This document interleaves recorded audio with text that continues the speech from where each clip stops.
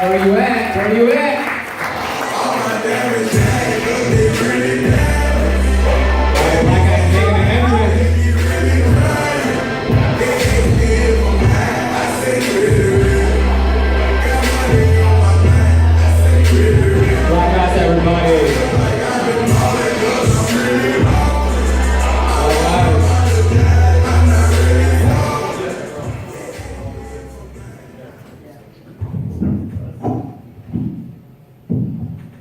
Dear love,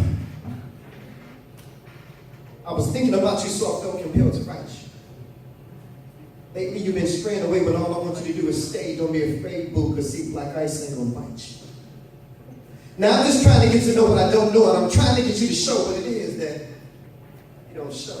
Like, is there a reason why you're concealing your feelings? Was there once a love born that left your heart torn? Now you're emotionally scorned and need time for healing?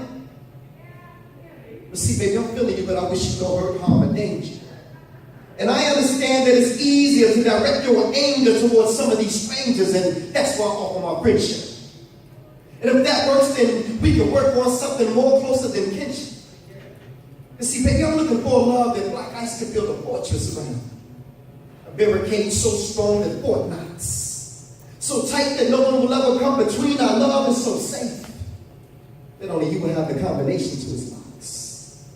Now see, baby, I'm looking for a love like the Nile, flowing through your soul, enriching your spine. An isle like Atlantis, nothing in sight for paradise. For lives, wow, ladies, tell me. Can you imagine a man who can take the holes in your heart and patch it? Can you imagine a man who can take the love that you're willing to give and match that shit? Can you imagine a man whom before you can drop one tear will be right there to catch it? And baby, you found me, and black ice just so happened to have a vacancy. An empty space available after God, my son, the spoken word in me. And so I hope that this is not too blunt. But I'd rather be upfront. Not only that, get straight to the point and tell you exactly what I want. Rather than to run script and get carried away telling you shit like, baby, for you, I would rent the moon and put the stars on there. Oh, baby, you so fine that even if I was blind, your beauty I'd still be able to see. And see, McCall, you must be from Memphis, baby, because you're the only 10 I see. And besides, you're so sweet that there's nothing from you that black ice would want to take from. And being with you is like a dream that I never want to wake from. And if I can just make one comment about you. See, you're the type of woman I can see myself living with. I just can't see myself living without you.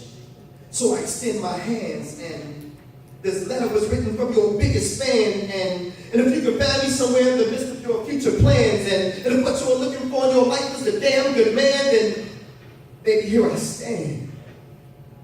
I just hope that this don't sound kind of crazy, but do you want to be my lady? Just check yes, or no, or maybe. Because I've never met a woman like you before, truly yours. Black ice, that's that piece.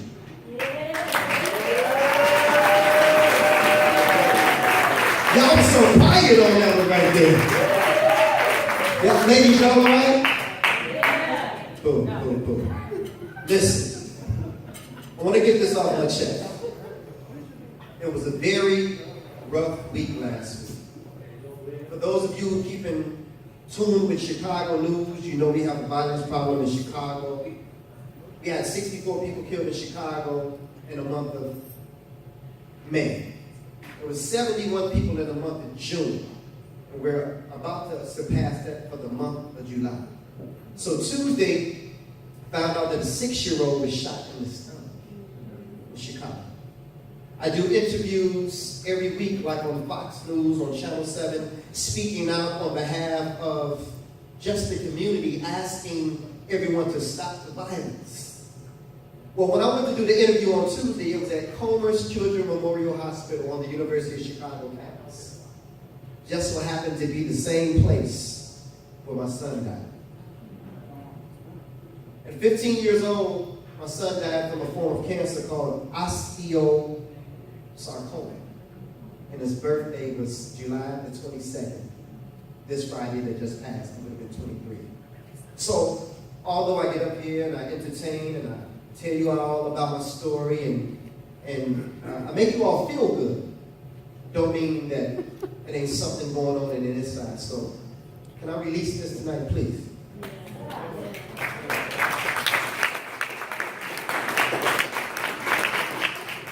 The name of this piece is called Ego. Everybody say Ego. Ego. It's an acronym that stands for Ease and God Out. My son got me going to speak in terms for a minute. This is what I was inspired to do. Hey God, where you at? I've been looking for you. Seems like you've been avoiding me or something.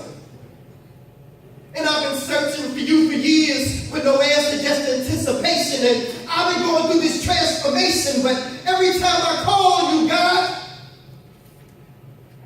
it's like I get put on hold. And they say that you hear all and that you see all, but seems like you ain't never available, God, when I call. See, y'all, I remember it was January 91. I had just left Simeon High School, Martin Luther King ceremony speaking. I wasn't feeling too well that day, little did I know that all the while, my appendix had been leaking. And worry you, God. Just when I thought nowhere to be found. And if it wasn't for my son's mother convincing me to go to St. Bernard's Hospital that night, Blaq would be here with you in Bolingbrook right now. And where you at, God, that morning when I went to work and when I got to 123rd and Cassie, right by the cemetery, this lady ran the light. The last thing I saw Khalil was headlights. A 3-car collision that damn near took my life, but where are you, God? And where you at, God, when my mother was stricken with cervical cancer? She's been going to the Kingdom Hall, serving him since before I was born, and we both called on you, and you still didn't answer. Come on, God, this is my mother.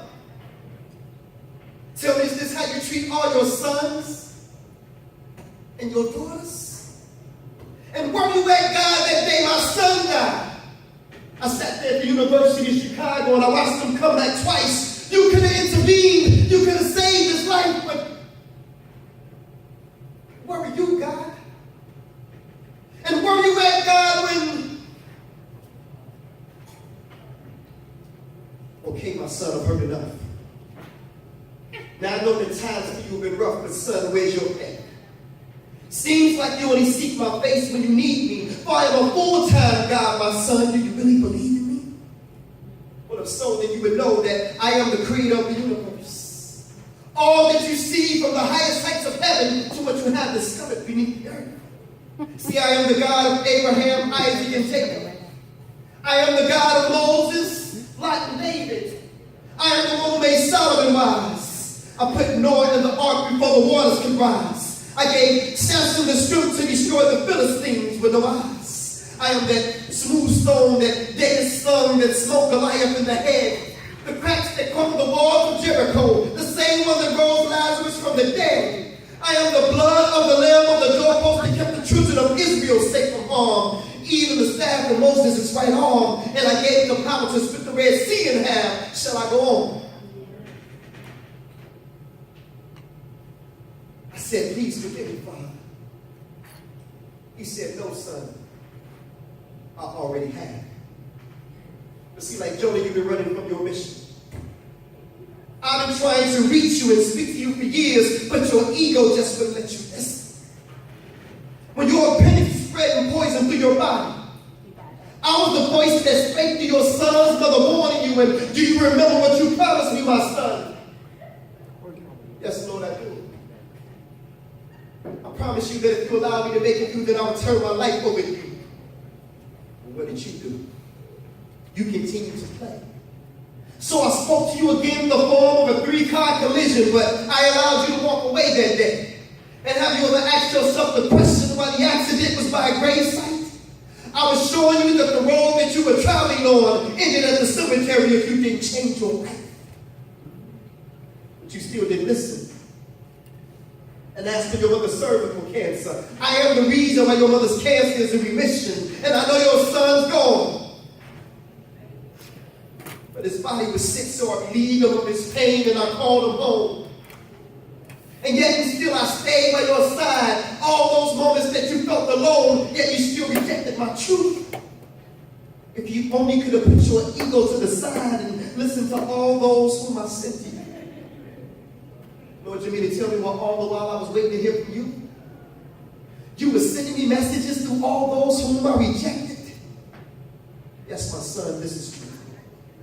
And instead of focusing on the guides, submit to the truth that you find inside. For Satan is the one who subtracts and divides, but he is the one who adds and multiplies. I'm telling y'all, he opened my eyes. So to those of you who can't accept the truth, because your ego will allow you to accept who the truth is coming through, take this as a lesson. Because see, God just ain't using these pastors today, because asking some of these pastors questions is just like asking blind men for directions. But it's the truth that counts.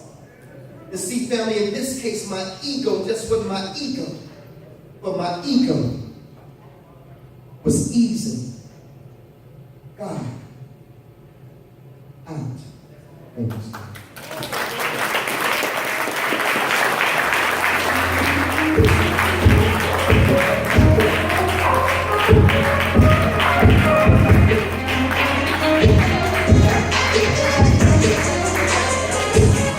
All right. One more time for Black Ice, everybody. For a second, I felt like I was in a church, turned into a Sunday from a Friday. Awesome, man. Black Ice, man. He's deep, man. I don't know, Black Ice. The only thing I have to say about that is when you're talking to God, you might not want to have your sunglasses on. You know, because I think God wants to see your eyes, or maybe you can't see God because you have your sunglasses on. That's what it is. That's what I'm saying. But give it one more time for Black Ice. He's got seating when you're leaving out. Our next performer coming to the stage. She's amazing. She's funny. We're going to get back to a lighter part of the show, and we're going to have some